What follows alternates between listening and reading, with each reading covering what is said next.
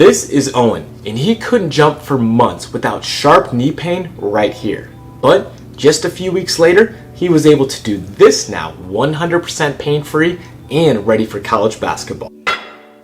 Hey everyone, I'm Dr. Horschig, a doctor of physical therapy and strength and conditioning coach. Today, I'm going to show you exactly how I fixed Owen's knee pain step by step so you can figure out what really works for patellar tendon pain. By the time he came to see me, Owen had severe knee pain every single time he performed a jump, symptoms located right at the bottom of his patellar tendon.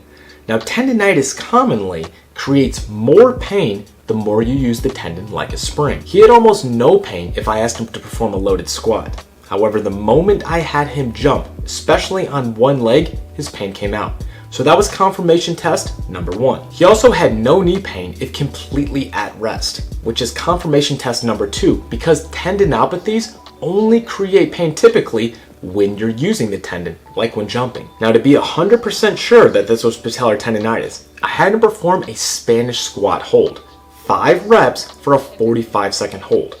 Now, while this type of exercise will do nothing or even create some knee pain with some type of knee injuries, for patellar tendonitis, this intense isometric can actually help decrease pain for upwards of 45 minutes after performing.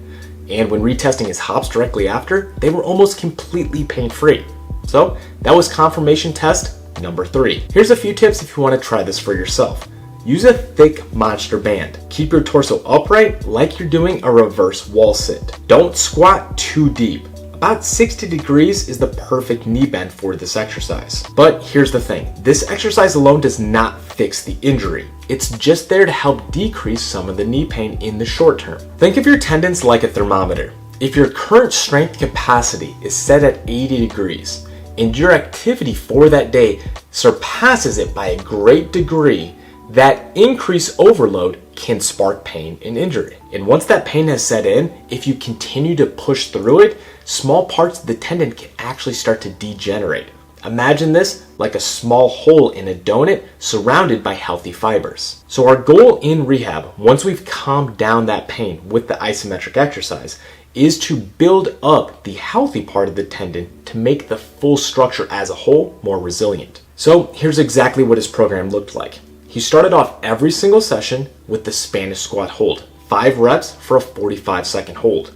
Then he transitioned to his strength program, starting first with the back squat, performing slow tempo descents, 3 seconds on the way down, and slow tempo ascents, 3 seconds on the way up. Then he did Bulgarian split squats with the exact same slow tempo. For the strength exercises, tempo is key for patellar tendonitis. Go too fast and bounce out of the bottom, and that fast action using the tendon like a spring could trigger your symptoms. As he could over the next month, I had him progress the weights with those strength exercises as he could without having any pain in his knee during or the following day. A few weeks later, he had progressed really well. He no longer had any pain during his day with hopping or with any exercises in the gym.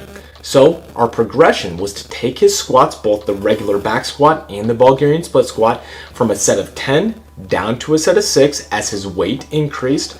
And we also started reincorporating some plyometrics with light hops over some hurdles and some depth drops. After performing these for a few weeks, he still had no pain, and we slowly reintegrated back into basketball practice. For more tips on fixing injuries to your knee and other parts of your body, make sure to check out my book, Rebuilding Milo. It will walk you through the exact steps I take to help some of the best athletes in the world with their injuries. I hope you guys enjoyed today's patient case video. Drop a comment and let me know how you liked it and if there's any other injuries you'd like me to talk about in the future. Thanks for watching, guys.